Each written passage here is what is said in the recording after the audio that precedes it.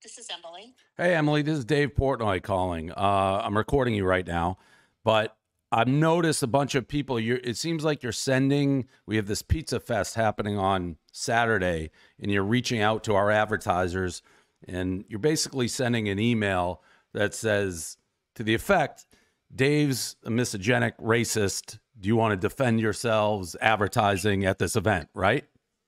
I'm sorry, what's your name, Dave? I'm sorry, who are you? I'm the guy you're writing the article about, Dave Portnoy. Oh, you're Dave Portnoy. Oh, hey, how are you? Good. Good. No, I'm not. I haven't said anything like that. I can read if you want. If you want, I can read what you actually sent. I have it. Yeah, read, because I sent a bunch of notes, so I want to make sure I know which one. Okay. We are planning to write about the festival and how some of the sponsors and participants have drawn criticism by seemingly to associate themselves with Dave Portnoy, who has a history of misogynist comments and other problematic behavior. I want to make sure that blank had a chance to respond to this, since the company is the most prominent of their partners of his festival. Oh, that's the one I sent to, which was definitely the most pointed of them, because I really did want them to respond, and I was hoping to get something from them. Do you think that's fair? Like, I totally disagree with the assertions of what you said, that misogynist and all that stuff. So, like, it kind of backs people into a corner. So I'm happy to go over anything. I mean, that is pretty pointed. You said you didn't do it. Then I have the exact evidence of you doing it. So no, I didn't say I didn't do that. I said I did. That was the one that was the most pointed. Well, no, that one before I provided proof, you said you didn't really remember doing that, and then I read it to you, and you're like, "Oh yeah, I did it that one time." So you did do it. I'm happy to talk about the comments, because to me, it's kind of like torturous interference. Like, we're doing an event. Everyone's happy about the event. I've raised $50 million for small business. I've helped pizzas. None of that. It's Dave's misogynist and problematic, and I'm happy to talk about it, because to me, nobody would like if someone's going around sending that email to their sponsors. And again, you're not like questioning. It's almost like a statement of fact. This is what I am. Yeah. So I do want to talk to you about this. And I just want you to know that the story I'm working on with a colleague. And I want to kind of loop him on this, because we did want to talk to you. We were when were you going to reach out? We were planning on doing it tomorrow morning, but so you're going to write the article and then give me, like, I've had that a bunch. People write a full article and then give me the points after. We're doing a bunch of reporting, and we wanted to make sure that when we finally did talk to you, we could really kind of present what, or talk about things more fully based on like what? Like, it sounds like you have your opinion made of me based on that email. No. So then how, if you don't have your opinion made of me, how do you say in an intro email, Dave Portnoy has a history of misogynist comments and other problematic behavior? That's how you introduce the email. Yeah. So look, I just want you to know that this is not, I want to talk to you about this, but don't you think you should talk to me before sending that email? What I wanted to do is I wanted to talk to you when we were to have some specific questions for you. And so I wanted to kind of have the full idea of what we were. That's not a full idea. Like, anybody who's rationally reading that email being sent to an advertiser would have to be like, this is a hit piece and you have your mind made up. Why else would you put? No, you call me in the intro. I'll say it again. Dave Portnoy has a history of misogynist comments and other problematic behavior. You didn't say Dave Portnoy raised $50 million for small business. Dave Portnoy saved thousands of pizza places. You didn't mention. You said it in a way that is putting sponsors on the defensive. So what I worried about when we contacted you, I was worried that we would have sort of one shot to talk to you, right? And so what I wanted to do is make everything that we wanted to talk to you about before I reached out to you. That's why I was waiting to call you.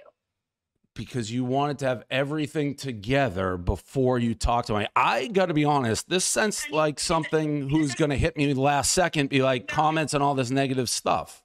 No, this is kind of standard journalistic stuff. Like, unfortunately, yes. Talk about stuff. I have been an open book and willing to sit down with anybody at any time. And this all stems, by the way, from a guy who wrote an article that for 13 years, 13 years has been tweeting negatively about me because he doesn't like me. So half the stuff he talks about didn't even exist. The guy doesn't like me, and now you're going to run with this on the Washington Post. And anybody who's listening to this to think you were going to give me a fair chance when you're leading to our sponsors before you talk to me is crazy. Okay. Can we set up a time to talk tomorrow? Would that be okay? Like, I want to talk to you. I really do. I just want to make sure, like, I've got all my questions ready and stuff to talk to you about. Would that be okay? Can we set up a time? I want to see the article before you do it. No, it's not really. We can't do that. And Why also, can't like, you do? Why can't you do that? Because all I do is I validate all the stuff you're about to make up against me. I have been hit with the same things over and over, and they're all so wildly out of context. It's insane to say at this point in the game when you've already written to the sponsors. Let me say it again. Dave Portnoy has a history of misogynist comments and other problematic behavior. I catch you off guard on a phone call, and now you're like, no, we planned on talking to you tomorrow. Like the Washington Post, which is a wildly left-leaning publication, you have things you've said. You hate Trump. You hate Elon. Not that I'm those people. To think you're going to give me a fair shake. I wasn't born yesterday. I mean, I wanted to talk to you, and as part of my reporting, like, we haven't written this story. We won't have written it by the time we talk to you. Like, this is talking to you, I would hope, is going to be a big part of our reporting and a big part of the story. So I'm really hoping I do that, but I want to give you a chance. If we're going to, anything specific we're going to include in the story, but I just don't have it all in front of me because I'm working with another reporter, and I want to make sure that we have as full a conversation as we can. What was the thesis of this article you're writing? I don't work with theses. I'm just reporting. It's just, you're an interesting guy. You have an interesting role in this industry, and we just want to look at it. That's all. It seemed like you were going to try to shame sponsors for being associated with me and put them in a box when I know they all love me, but nobody wants the Washington Post writing an article, sponsor associated with misogynic, racist piece of shit. Nobody wants that. That's what you're trying to do. And even on this call, it's pretty clear that's what you were trying to do. You don't have the facts for me. What I might have said on this call that would give you that impression. All I've said on this call. Well, we started the call. We started the call with you saying you never said anything negative, and then I read back an email like, "Oh, I did on that one." I said that I sent a number of emails. And that one was the most pointed because I was really trying to press them to respond. But I really, in what I've been asking people about, I'm just asking people what they're doing. I'm just asking people about, how they came to participate and how they view it. That's now, but you could have just as easily said, what's your involvement? Are you proud to be involved with somebody who has done so much for the pizza and service industry, right? That could have been an email. Can we set up a time tomorrow to talk? I mean, really, I want to get into all of it.